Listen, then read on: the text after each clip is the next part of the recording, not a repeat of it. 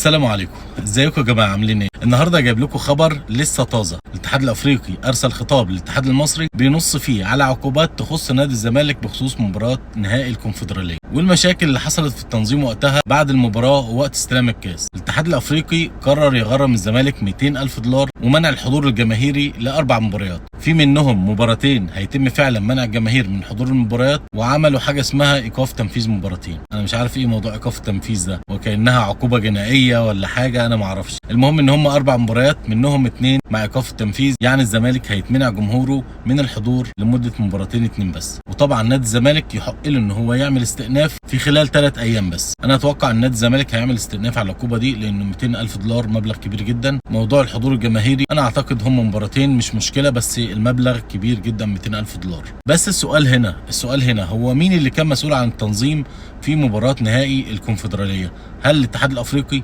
ولا نادي الزمالك؟ انا مش عارف. الملابسات وقتها كانت بتقول انه لا الزمالك هو داخل في التنظيم، لا ده الشركه الراعيه هي المفروض هي اللي منظمه، فاحنا مش عارفين. بس الزمالك اكيد ادارته عارفه الموضوع ايه بالظبط.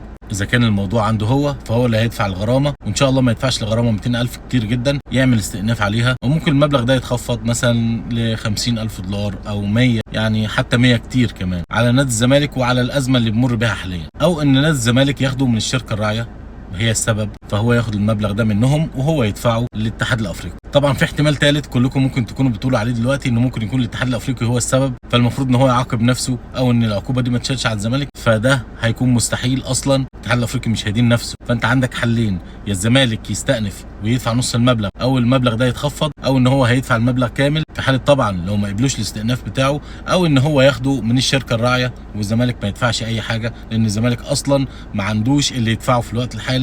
كفايه الغرامات وكفايه الحاجات اللي مرفوعه عليه وكفايه السدادات اللي هو عمال بيسدد فيها من اول الموسم. الله يكون في عون مجلس الاداره الحالي، بجد انا مشفق عليهم من كتر العقوبات ومن كتر الفلوس اللي مطلوبه منهم، مش عارف هيغطوا ايه ولا يغطوا ايه. بس كده، هو ده كان الخبر اللي يخص نادي الزمالك النهارده، ونشوفكم في فيديوهات تانية، وبالتوفيق ان شاء الله لنادي الزمالك والجمهور. سلام.